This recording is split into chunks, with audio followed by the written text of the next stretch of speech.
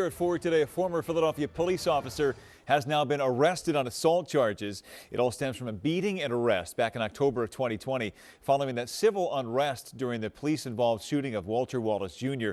The arrest in question was caught on camera. Action News reporter Maggie Kent joining us now live in Center City, Philadelphia with more on the charges announced by the DA today. Maggie. Well, Brian, that beating of Rickia Young was captured by a civilian using a cell phone camera, and it quickly went viral during the civil unrest period after the killing of Walter Wallace Jr. As for the other video evidence, the district attorney's office says that was body-worn camera footage from the police officers.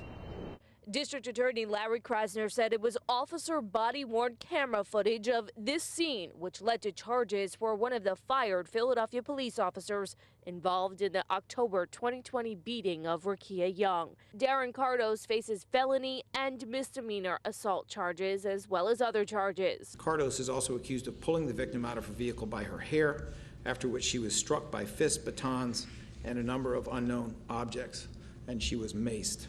Amid unrest and rioting in West Philadelphia following the police shooting death of Walter Wallace Jr., Young was picking up her teen nephew when she was instructed by police to make a U-turn and leave the area. It was at 57th and Chestnut. She was taken out of her car by officers and beaten. Her 2-year-old son in the back seat was taken from the car. We heard from her last September as the city agreed to a $2 million settlement. I will never forget what those officers did to us that night.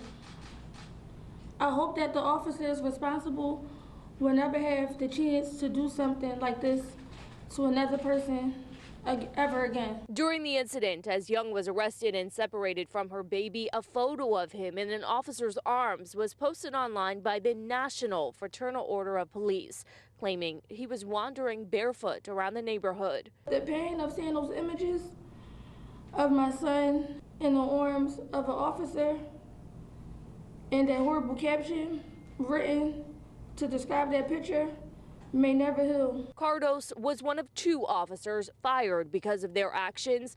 The district attorney's office says this case is still open. We have not disclosed, nor are we hinting, whether this investigation is even over.